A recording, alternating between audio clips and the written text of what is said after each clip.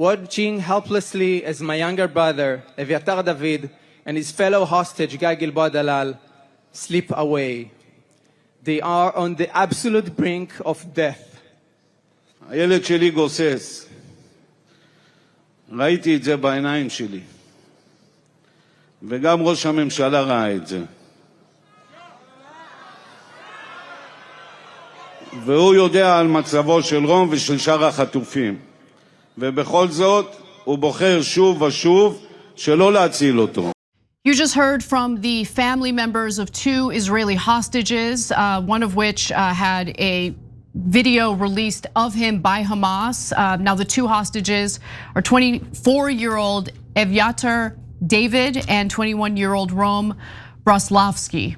Now they remain in Hamas captivity in the Gaza Strip, and everything that is being implemented against the Palestinian people, they also suffer, including the 3-month humanitarian aid blockade that Israel had implemented, and the Gaza Humanitarian Aid Foundation hubs that have just become kill traps for the Palestinian people. That's obviously making it difficult to get food for everyone in the Gaza Strip, including the hostages. Now Hamas and the Palestinian Islamic Jihad released haunting videos of both men, which we're going to show you parts of in a moment, but I just want to warn you all, it's obviously difficult to watch, disturbing to see, and with that in mind, take a look. קוראים לי רום ברסלבסקי, אני בן 22, בירושלים, ואני אסיר של שרה אל-קודס ג'יהאד אסלאמי. כבר שנתיים נמצא פה בעזה. אני סובל פה סבל שלא נראה טוב, כף רגל, אני לא מצליח. לעמוד ללכת לשירותים, אני לא מצליח. נגמר לי האוכל, השתייה. אם לפני כן כאילו נותנים לי קצת, טיפה, היום כבר אין כלום. מה שאני עושה עכשיו, אני חופר את הקבר, הקבר שמיד מבחינתי לי, כי כל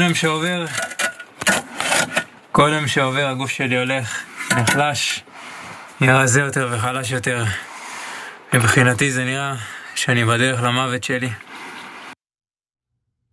18 other hostages are believed to still be alive in Gaza. The remains of the hostages who have died are still in Gaza as well. Meanwhile, starvation still plagues Gaza, which I'll give you some details about. Nearly 170 people in Gaza, more than 90 of them children, have died from malnutrition since the war began, according to the Palestinian Health Ministry in the enclave. And CNN reported over the weekend that health officials say that 13 people have died from malnutrition in the past 48 hours, including one child.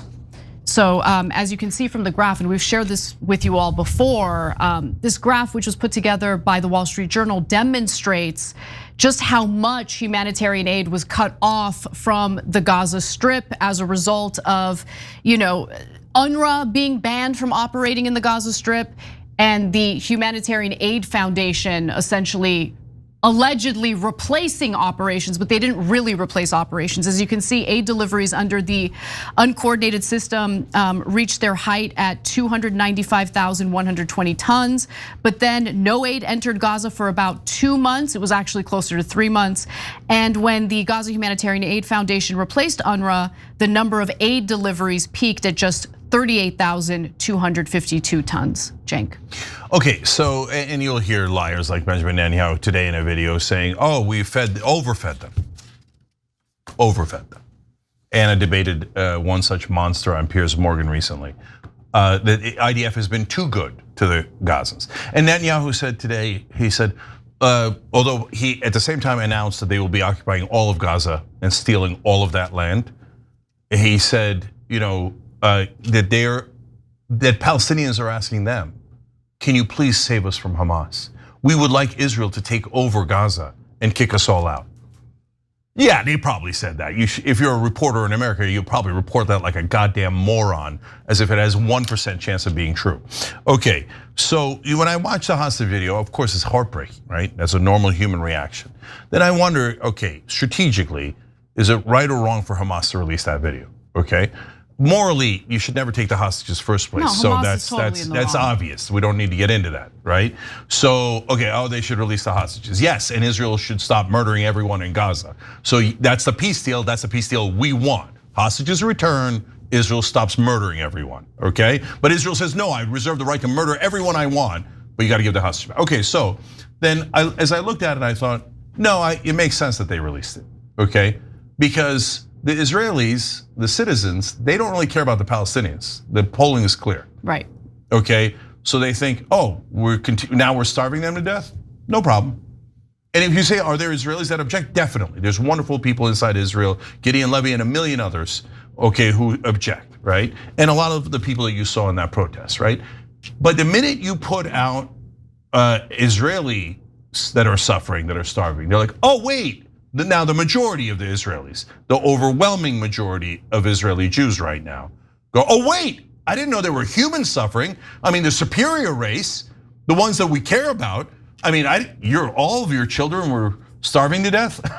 Who cares? You guys are inferior to us. You're our cattle, just to be moved to and fro until we take your land, right? Oh my God, an Israeli is suffering. Oh my God. The Israelis are the greatest human beings ever. All of you are beneath us. But now that I know an Israeli is suffering, now I'm really upset. One of the things the IDF did, hold on. One of the things the IDF did during this genocide, which I was so disturbed by, and it barely garnered any attention in the media. They dug up individual graves at cemeteries across the Gaza Strip, removed corpses of Palestinian individuals, and then just threw them in mass graves. The dead. Desecrating their bodies. It's just, and not in this war. No one cared, no one cared, no one cares.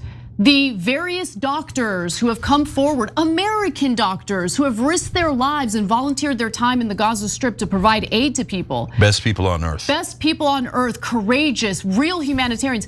They come back to the United States to testify about all the Palestinian children, toddlers showing up to the hospital rooms with gunshots to their heads and their chests. No one cares in America. I mean, some do, we do. That's why we've stayed on this topic and we won't let it go. It's unconscionable. And so, yes, I see the suffering of those Israeli hostages and it absolutely breaks my heart. What I fail to understand, though, is the lack of humanity, the lack of concern for what's happening to the Palestinian people. Because for me, this isn't about identity, this is about human life. So what do we do when there's an entire government that's a terrorist government and they have nukes? A terrorist government has nukes and they're saying, no, we're gonna kill as many people as we need to in Gaza until they all leave because we're gonna conquer that land. They said it today, they announced it, we're gonna fully occupy Gaza. So then, what are the Israeli expectations in regards to the hostages? They're like, how dare Hamas not feed them? But wait, the Palestinian children are starving to death. Every day, more children starve to death. Okay, nearly 200 have already starved to death. Overall, 90 of them are kids. So the Israeli expectation is you should take food out of your own children's mouths and give it to Israeli soldiers who were captured. Because the Israelis are so much more valuable than your own children. How dare you not realize that? We'll go back to murdering more of you. This is the disgusting, sick, terrorist government we're supposed to fund and bow our heads to. No, thank you. I'm disgusted by every corrupt politician who supports this monstrous government, and that is nearly 100% of American politicians. The last vote was 422 to 6. They own us. And it's so, look, it's a mask off moment. It is. And it's not just about Israel. This shows you our politicians are the worst people in the country. They have no morals at all. All they care about, who's my donor? Oil companies, yes, to them, etc. It's a foreign government, no problem. You're in the middle of a genocide, no problem. Thank you, sir. May I please have the check, sir? So those, yeah, you get it. 104 people were slaughtered waiting for humanitarian aid on Sunday alone. 1,300 people were injured. They just fire at, they shoot, they kill desperate people waiting for humanitarian aid. That's what they do.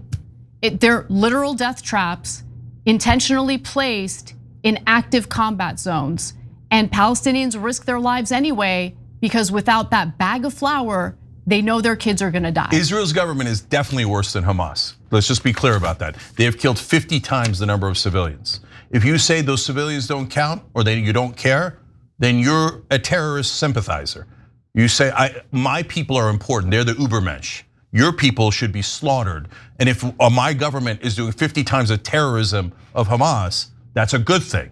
Okay, well then you're a terrorist sympathizer of a deeply terrorist government that has killed so many more civilians than Hamas, Hezbollah, and almost all the terrorists in the world combined.